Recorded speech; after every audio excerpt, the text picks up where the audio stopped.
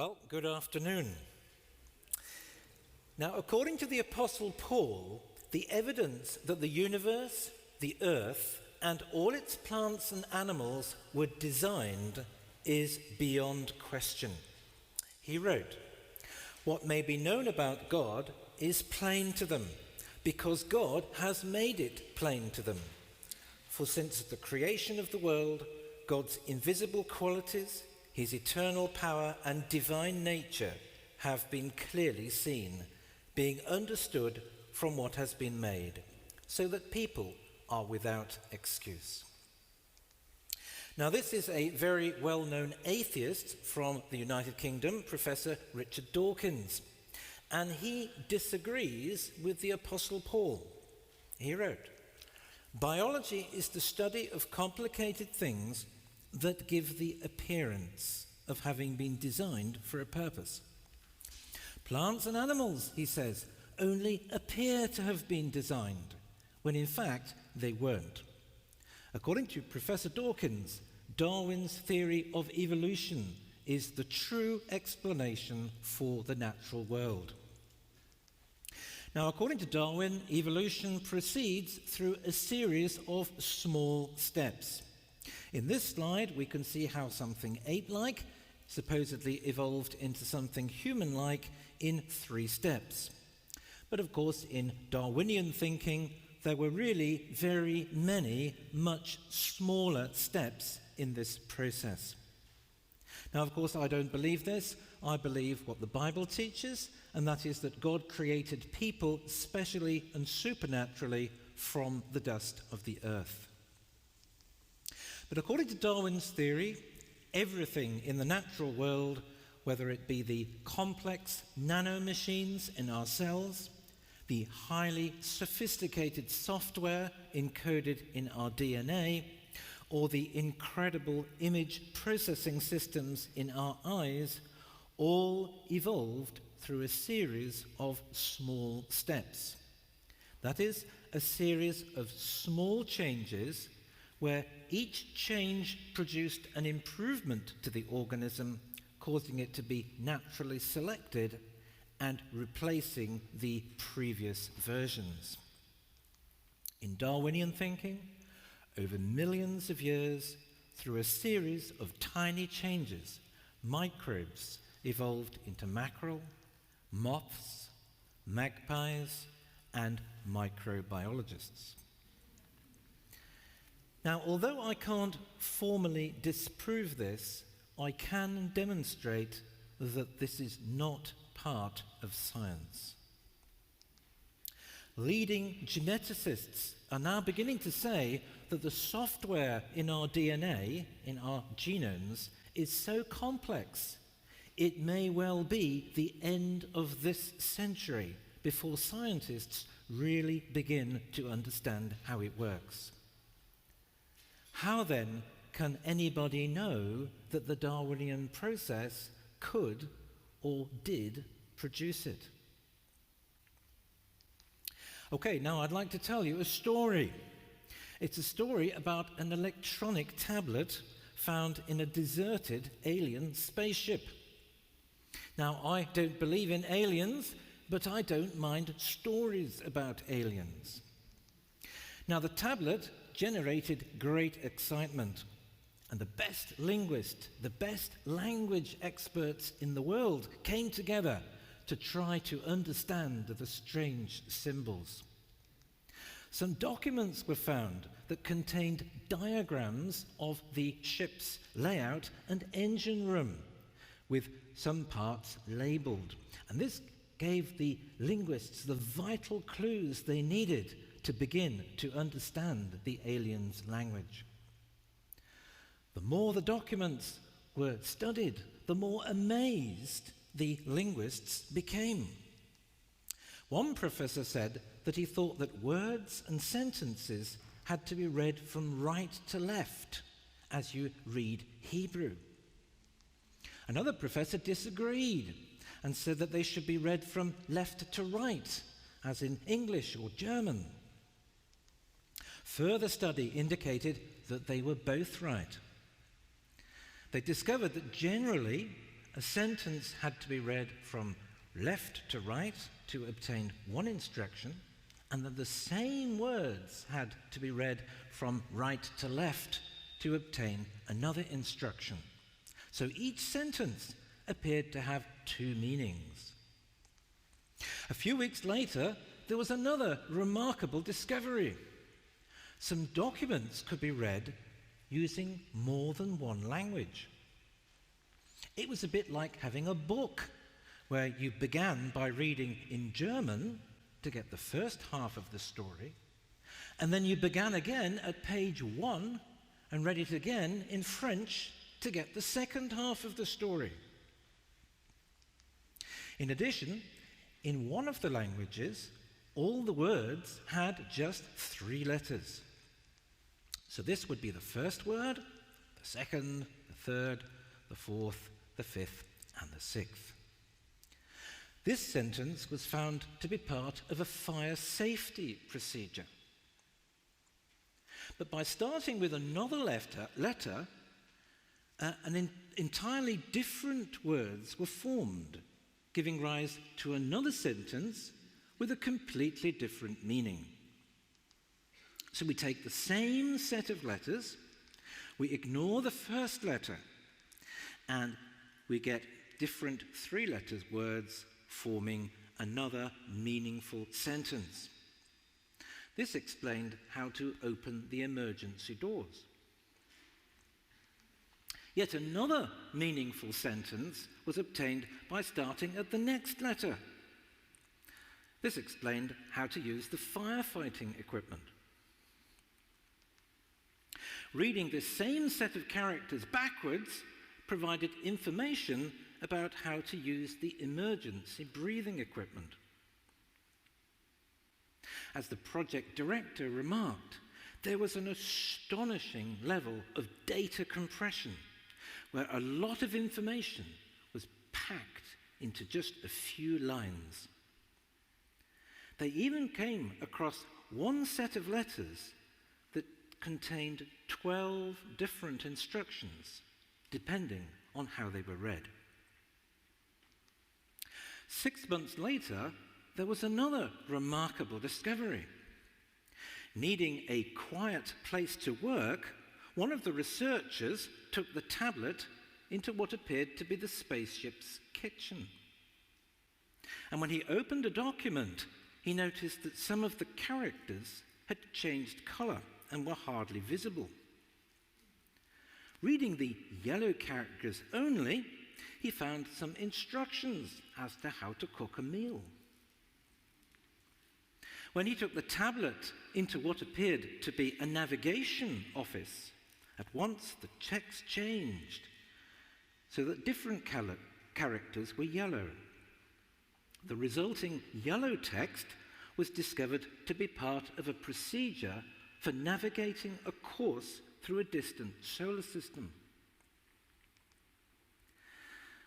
My friends, the genome is like this. As with the software in our DNA. As with the alien language, the text has many different meanings and can be read in many different ways. And in fact, the software in our DNA is much, much more complex than this. In fact, we've really no idea how much of the genome actually works. And I have to ask you this question. How can evolutionists know that the Darwinian process could produce an information system like this when they don't even know how it works? Okay, so we've got a process here, Darwinian evolution, and an end result here, the genome, the software in our DNA. How can evolutionists know that this process can produce this end result when they don't even know what the end result is? It's plainly nonsense. It's simply not part of science. Followers of Darwin say that the genome arose through mistakes, through random mutations, accidental changes to the DNA, and natural selection. But how could mistakes, how could random changes do anything other than destroy the information? Even if a mutation resulted in an improvement when the DNA is read in one way, it would almost certainly always have destroyed the information when it is read in other ways. To put it technically, DNA is polyfunctional. That means it's read in many different ways, and therefore it is also poly-constrained and not conducive to being produced by a random process.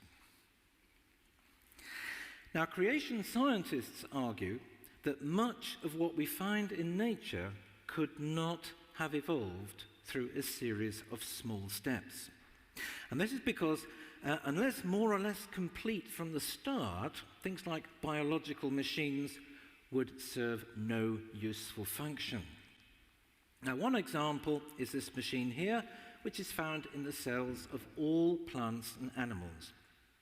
It produces ATP, that's adenosine triphosphate. This is the fuel that powers processes that go on in our cells. When we use our muscles to lift things, the energy to do that is coming from the ATP molecules produced by this machine. And we have trillions of these in the cells of our bodies. Okay, we can see this machine in operation.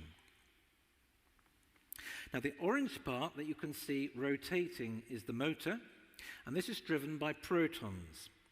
Man-made motors use electrons, this uses protons. Okay, so those bright yellow spheres are the positively charged protons that are providing the energy to rotate the machine.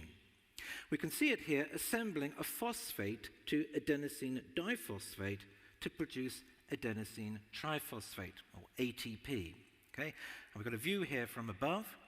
Here again, the finished product is shown in mauve. Okay, that's the ATP molecules that provide the energy to drive processes going on in our cells. Now, I can't prove to you that this machine could not have evolved through a series of small steps. But I have to ask this question. Why should I be expected to believe this when it doesn't appear to be plausible to me? Why am I being unscientific if I don't share the evolutionists' faith in this matter? Personally, I don't believe that the Darwinian process, even given millions of years, could produce even the motor, let alone the whole machine. And certainly no evolutionist has shown how this could happen. But in this talk, I'm going to present a different argument. I'm going to make the case that the natural world demonstrates supreme design, and that this would not be expected from a Darwinian step-by-step process. Now, in the book of Job we read, "Stop and consider the wondrous works of God, who is perfect in knowledge." According to the Bible, God is all-knowing and all-powerful, and we should expect to see evidence of this in the world around us.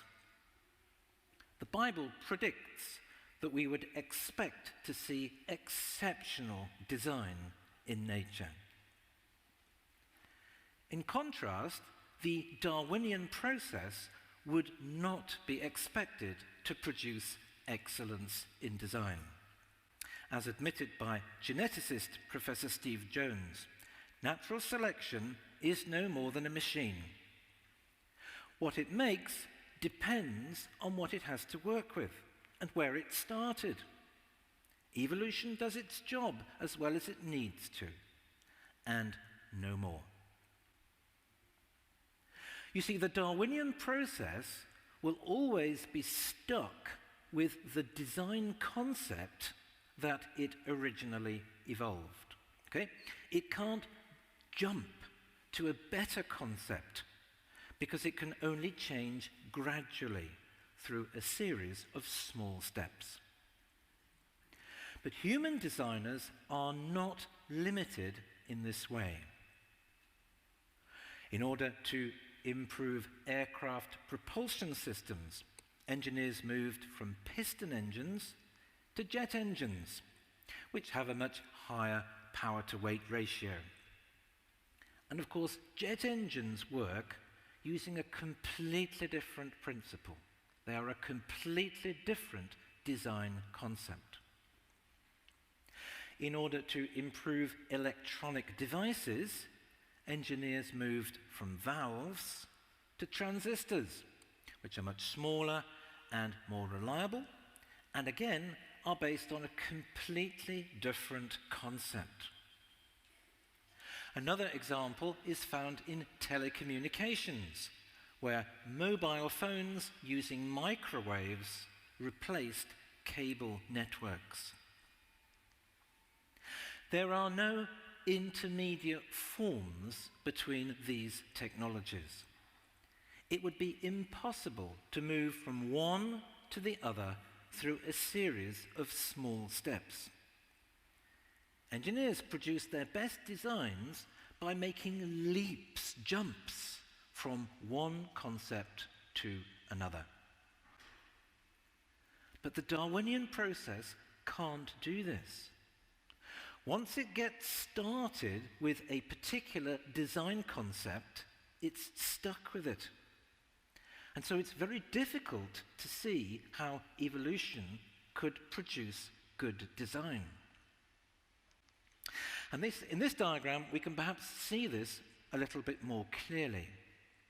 Now here, the different cones represent different design concepts. And the optimum configuration, the best version of a particular concept, is represented by the top of the cone. Okay? So the higher the cone, the better the design works. So this cone might represent an aircraft piston engine, and this one the jet engine. The jet engine has a better performance, so the cone is higher. Now, improvements to a design concept cause its performance to climb the slope of the cone. Okay? So the red cross there represents the initial design concept before it had been improved. And this works okay, but not terribly well. Okay? But the more the design concept is improved, the more the performance improves. So we get performance improvement after improvement after improvement until we reach the best possible performance we're ever going to achieve through that design right at the top.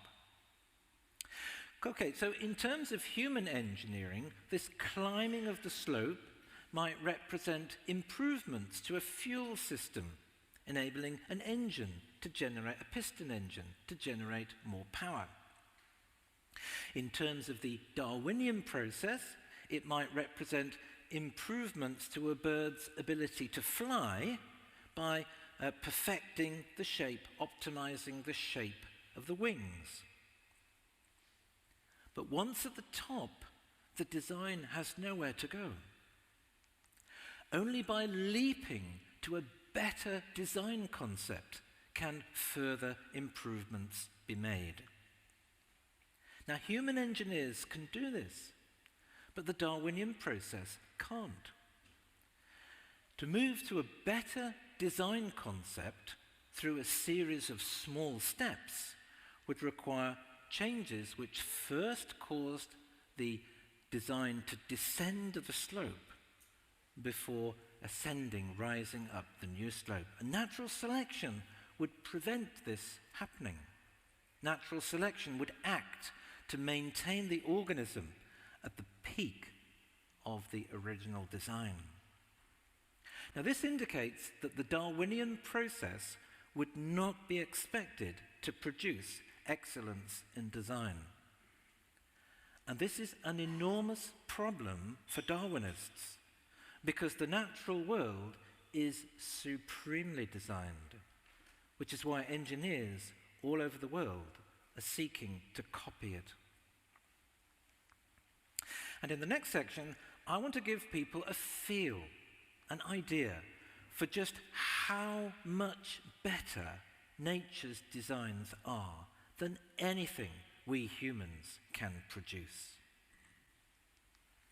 Now, universal joints transmit rotation through an angle. This is a man-made design known as Hooke's joint or the cardan joint.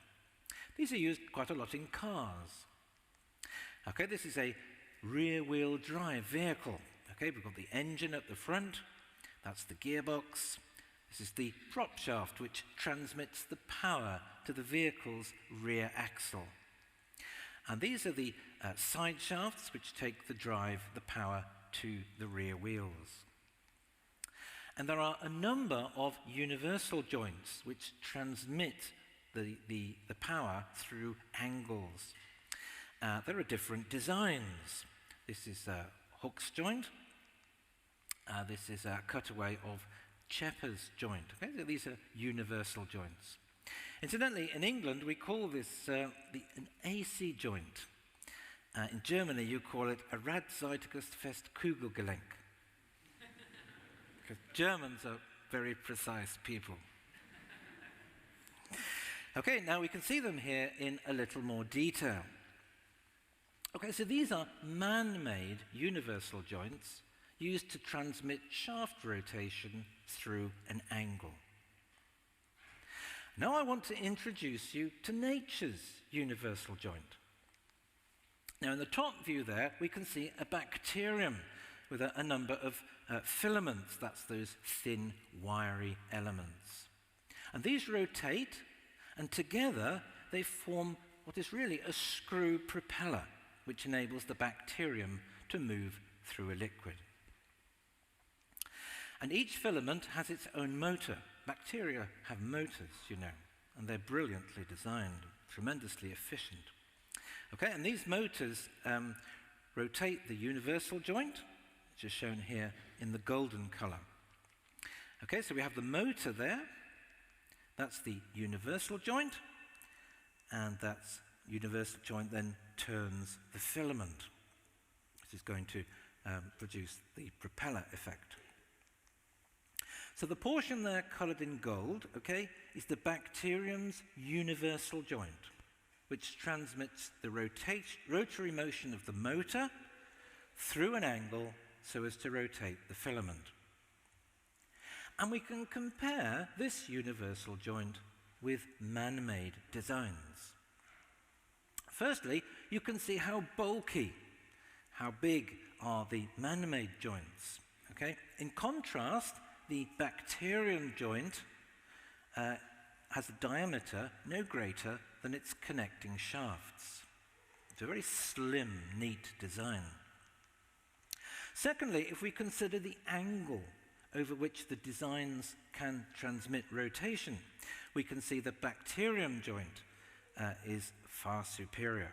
Okay? So Hooke's joint can transmit through about 20 degrees, Chepper's joint 47 degrees, and the bacterium joint a full 90 degrees.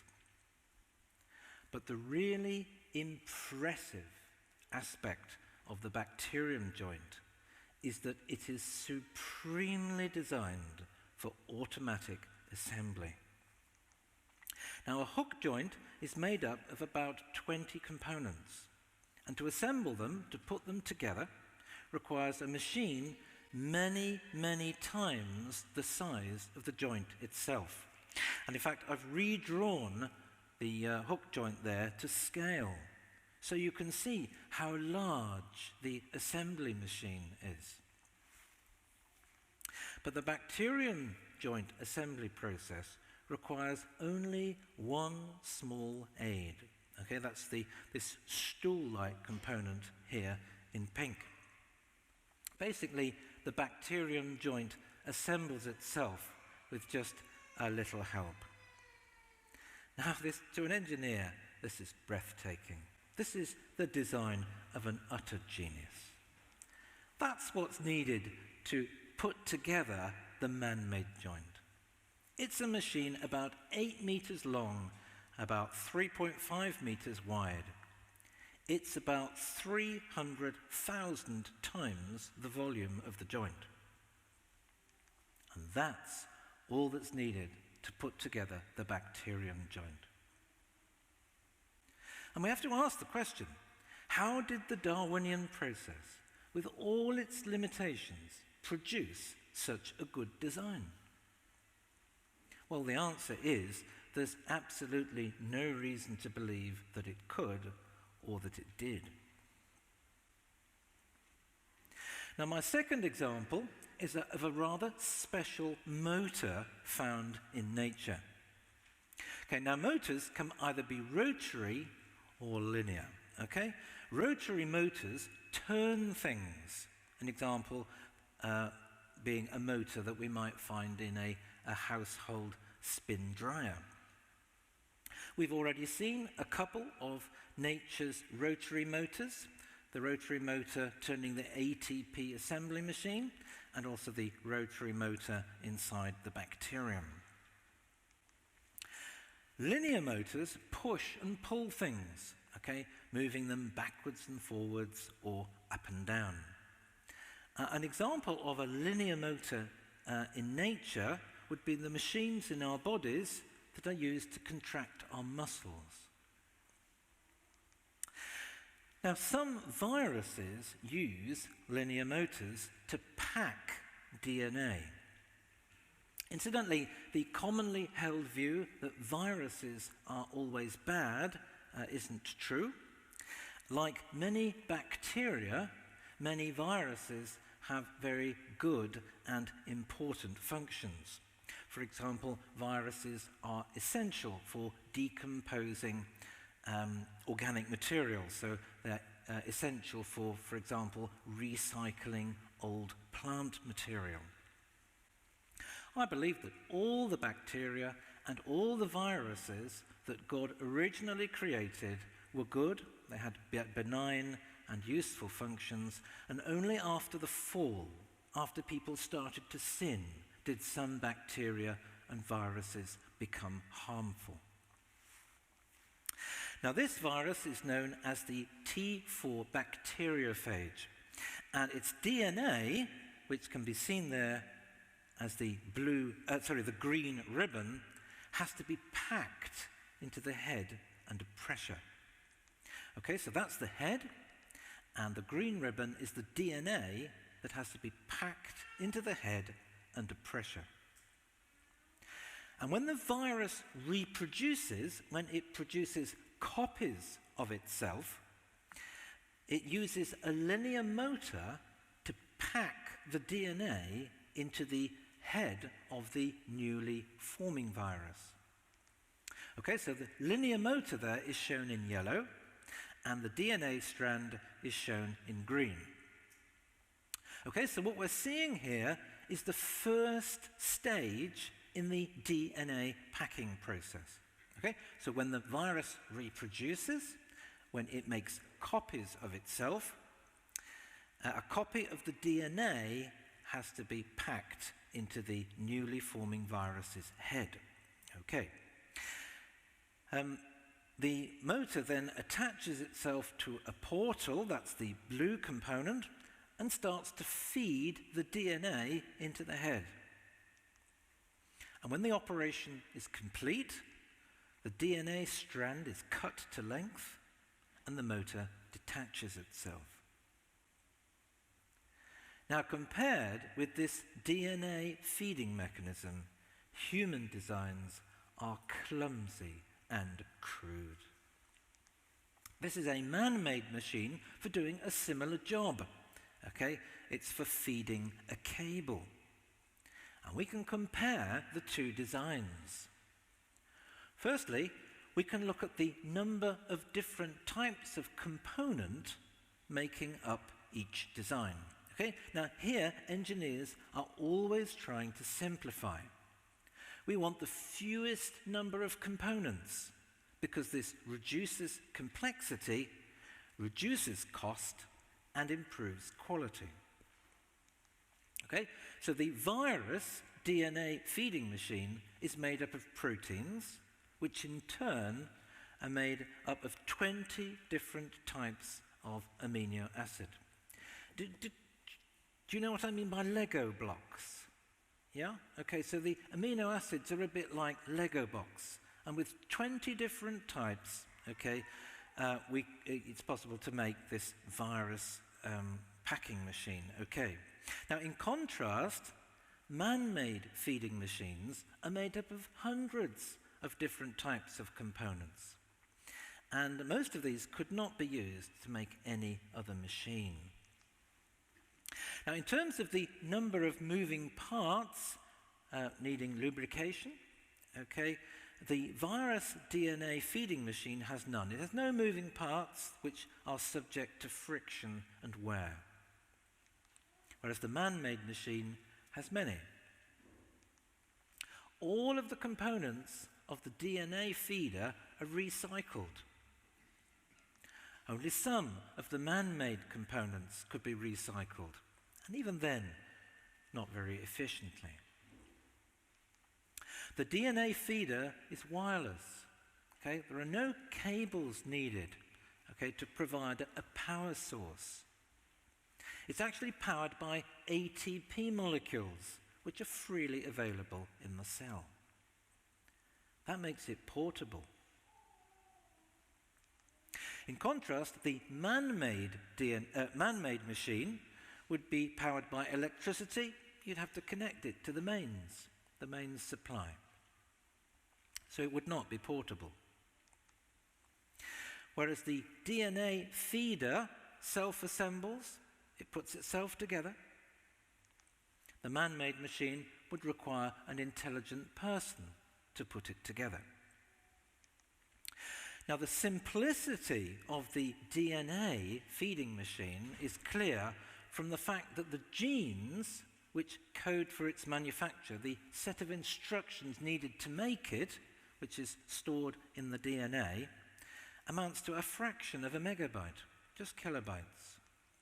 Whereas the man-made machine would require gigabytes of information to specify its design and manufacture. So you can see here that nature's design is in many ways superior to anything we can produce. But there's more.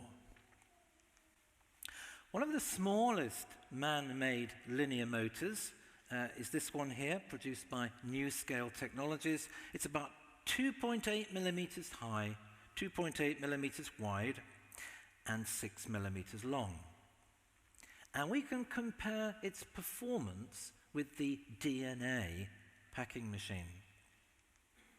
So here, for each motor, we're going to look at the force generated for its size. For its size, the virus motor produces a force of 6 times 10 to the 13 newtons, and the man-made motor around 6 times 10 to the 6 newtons, okay? So for its size, nature's motor produces a force 10 million times greater than our best man-made motors. You know, we really can't come anywhere near nature's technology. So again, it's reasonable to ask, how could the Darwinian process, with all its limitations, produce such a good design? Well, there's absolutely no reason to believe that it could. Now, earlier we read this from the book of Job. Stop and consider the wondrous works of God, who is perfect in knowledge. Now, atheists, of course, reject this. They say that what we find in nature does not point to a divine designer. And in support of this claim, atheists sometimes make the claim that the natural world is badly designed. And one of Professor Richard Dawkins' favourite examples of supposedly bad design is the human eye. And of this, he says, "It's not just bad design, it's the design of a complete idiot." Okay, well, let's take a look at his argument. Now, on page 354 of Professor Dawkins' book, The Greatest Show on Earth, we find a diagram showing how the eye works. Okay, and I've basically taken his diagram and added some colours to add clarity. Okay, now if we take the eyeball first, the light comes in from the left, passes through the lens, shown there in green, and then onto the retina, shown there in red. And on the right, we have a little piece of the retina, very much enlarged. Okay, so I've taken that tiny piece of the retina there, and I've enlarged it there on the right. Again, the light comes in from the left, and we can see that the photoreceptors on the right. Okay, that's the rods and the cones. The rods that give us vision in low light levels, and the cones that give us our colour vision. And these photoreceptors, the rods and the cones, convert the light into information, which is then sent to the brain to form the image. So the information travels back in the opposite direction to the light, and then is carried by the nerves or the wires to the brain. And returning to the left-hand view, we can see how all these nerves come together, as represented by the curved blue arrows, and then pass through a hole in the retina to get to the brain. And of course, where the hole is, there can be no photoreceptors. So it's a blind spot. And according to Professor Dawkins, this is a very bad design. Firstly, the light has to pass through the wires, the nerves, before reaching the photoreceptors. Secondly, the nerves or the wires that take the information to the brain have to pass through a hole in the retina, giving rise to a blind spot. So according to Dawkins, the better design is found in the octopus, where the nerves or the nerve net are situated behind the photoreceptors. Okay? So we can compare the two designs here. In the octopus eye, the nerves are behind the photoreceptors, and in the human eye, the nerves are in front of the photoreceptors, and therefore between the photoreceptors and the incoming light. Okay? So according to Professor Dawkins, the eye is wired backwards, and the correct design is found in the octopus eye. In the octopus eye, the light does not have to pass through the nerves, the wires, and they go straight to the brain without having to pass through a hole in the retina. So there's no blind spot.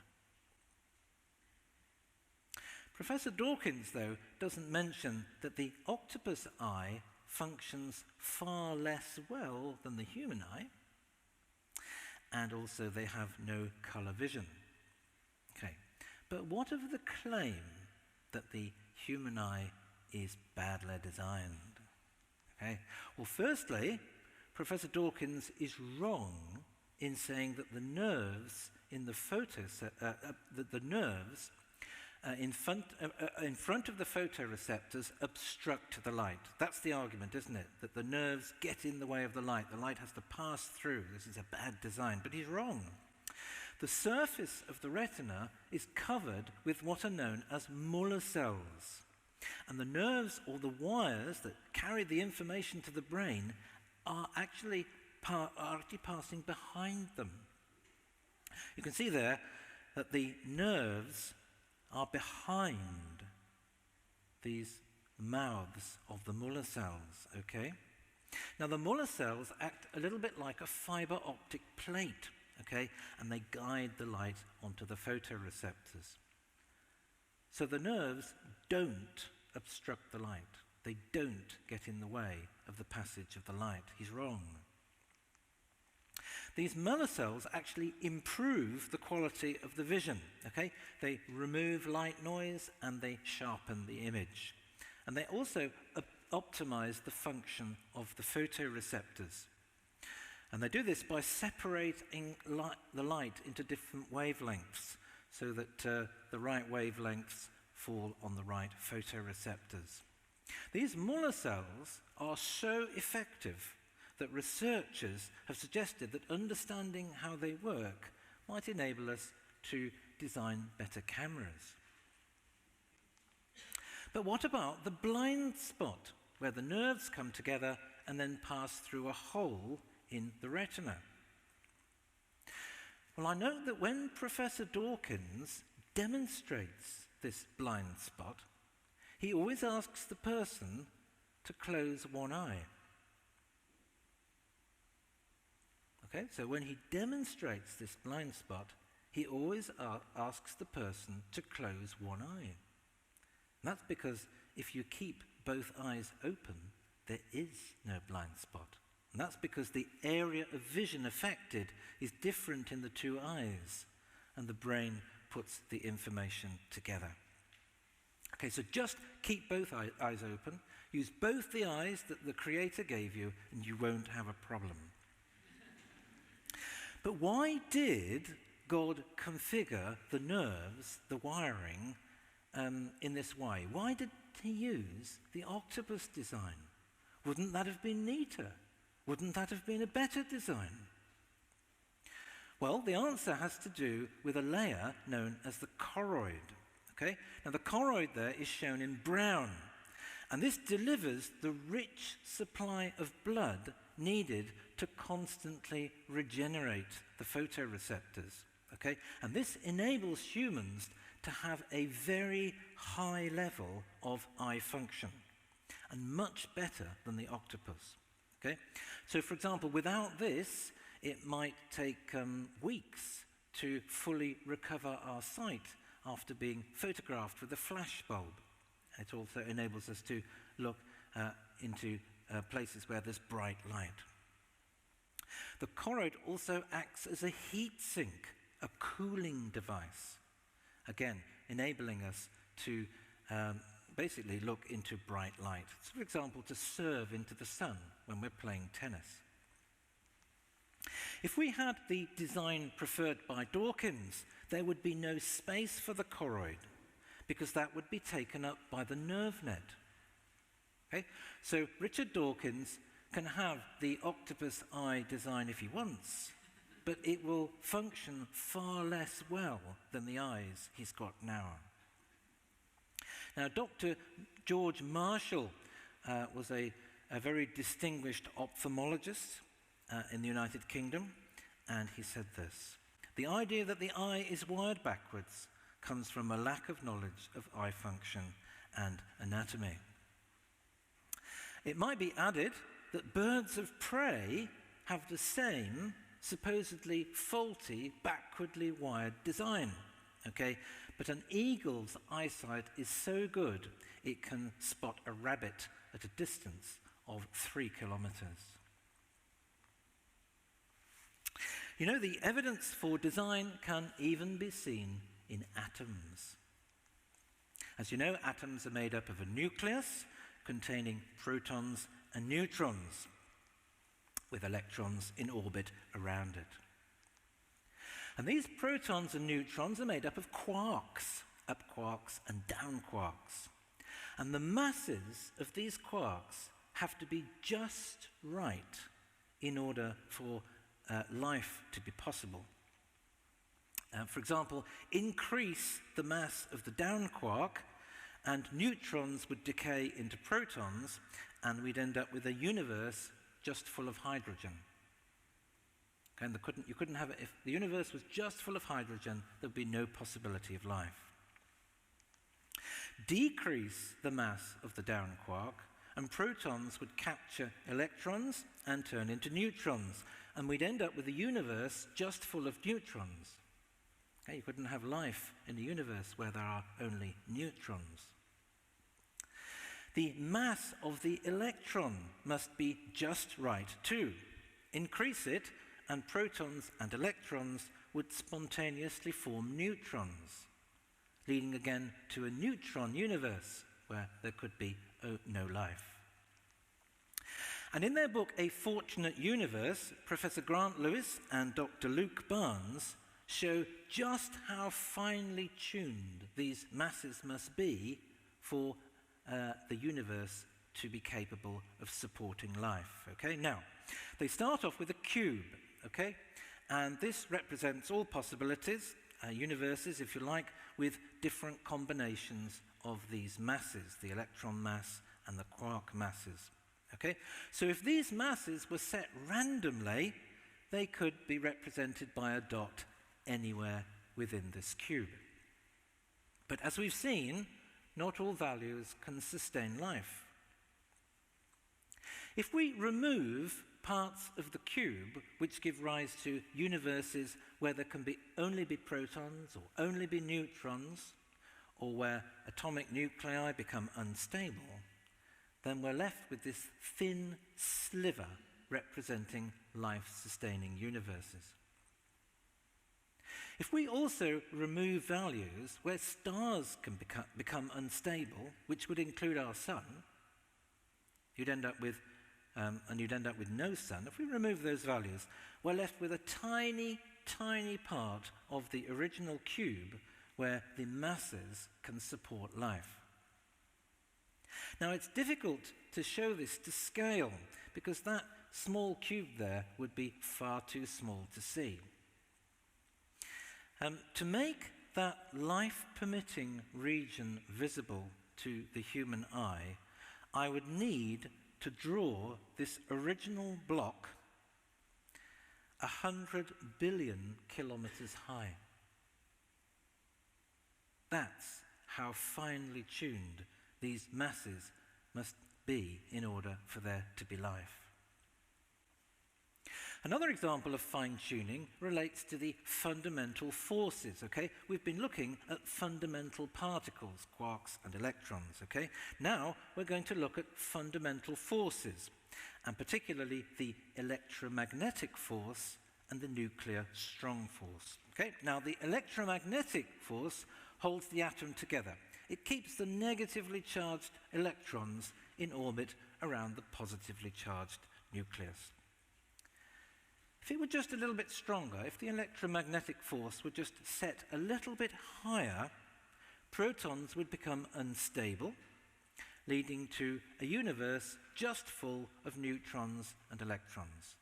No possibility of life in a universe like that. Now, the nuclear strong force holds the nucleus together.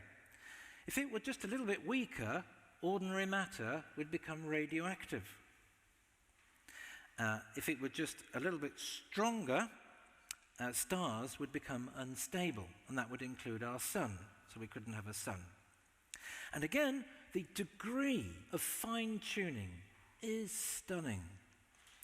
Now, again, the shaded area represents all possible values, if you like, different universes where these values are set differently. So we've got the electromagnetic force here and the nuclear strong force there. And our universe is shown there as a red dot. These are the values of these forces in our universe. Now, as we've seen, above a certain electromagnetic force, protons become unstable, and you couldn't have life. So let's remove these. If the nuclear strong force were decreased or increased just slightly, there could be no stable stars, no sun. Okay, so let's remove these. Okay? Which leaves us with a tiny strip of stability. Okay, now I've not shown this graph with normal scales, okay, because if I did, that small strip would be too small to see. Even if I redrew that graph with normal scales on a piece of paper the size of Germany, that strip there denoting stability would still be too small to see. That's how finely tuned these values have to be for life to be possible. Now, referring to the fine-tuning of the electromagnetic force and the nuclear strong force, Professor Lewis and Dr. Barnes concluded, playing these forces off against one another has a drastic effect on the universe with an almost imperceptible region of stability. Unless the masses of the fundamental particles and the magnitudes of the fundamental forces were just right, exquisitely fine-tuned, the universe couldn't support life. Professor Paul Davies commented, "It seems as though someone has fine-tuned nature's numbers to make the universe. The impression of design is overwhelming." And surely he's right. It seems to me that when we consider all these things, the most reasonable explanation for the natural world is that in the beginning, God created. Okay, thank you. Have we got a few minutes for questions then? Yeah, okay. Do we have any questions? Yes.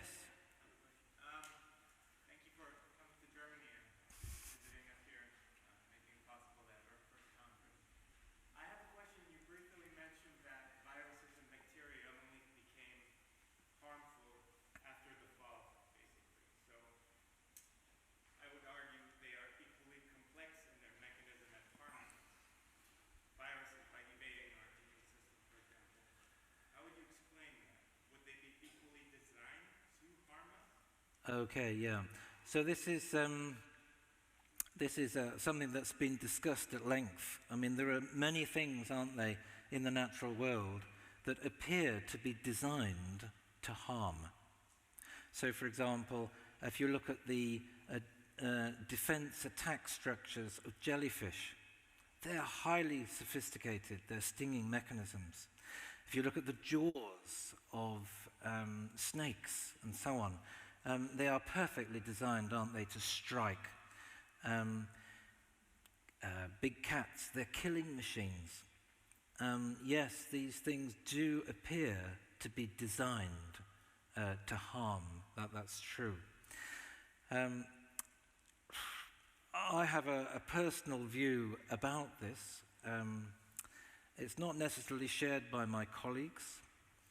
I remember Christ referred to snakes and scorpions in a way that making them analogous to evil spirits in the Gospels.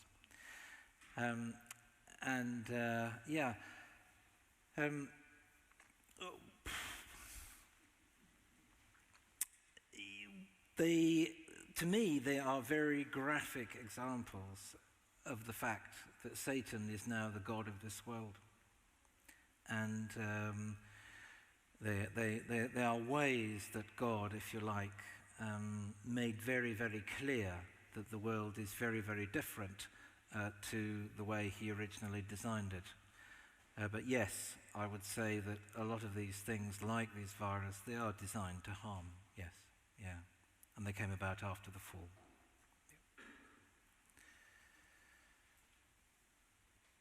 Any more questions?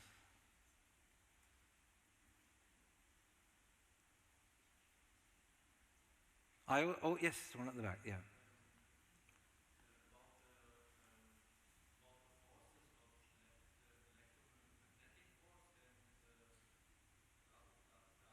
The nuclear strong force?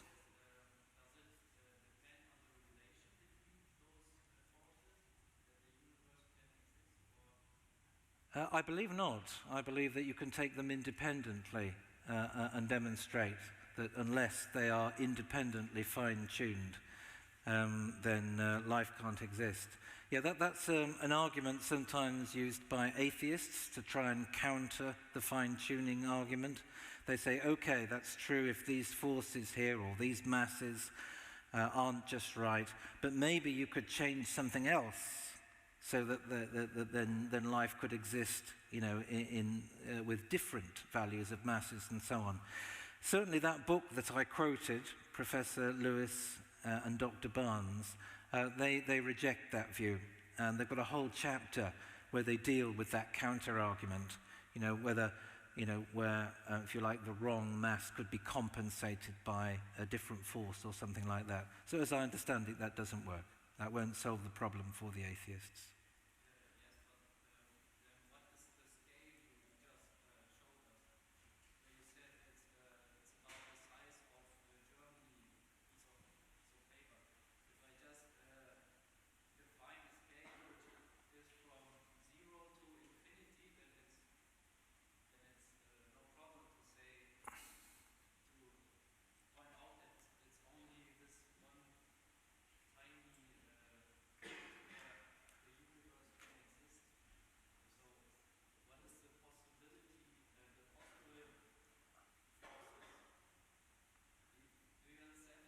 No, not quite, sorry.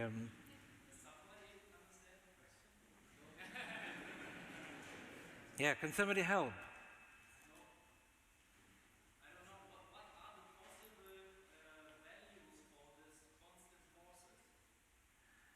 forces? The possible values, they were shown in the shaded region, the final shaded region. Okay, I mean all, or the whole full range? Yeah, okay. I believe I did show that on the graph. Yeah, we've just got time.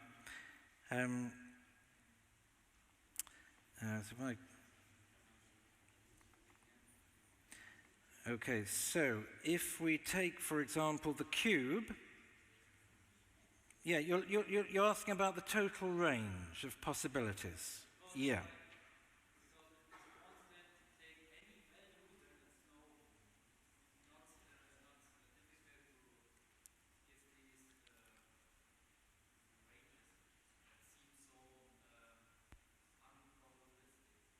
Yeah, okay, so according to Professor Professor Lewis and Dr. Barnes, they took the upper range, the upper limit, to be the Planck mass, and they said that gave them a possible range of 10 to the power 60. So that would be 1 followed by 60 zeros. And in the second one, they saw no reason why these forces theoretically, it could be unlimited. Clearly, there's the tiny, they couldn't go down to 0, but to all intents and purposes, virtually 0. So those would be the ranges. They believe that to be the case with the strong force and the electromagnetic force. And in the case of the masses of the fundamental particles, they thought that the Planck mass would probably be the upper limit, but that would give a range of 10 to the power 60. Okay. I think we've got to stop there. Thank you.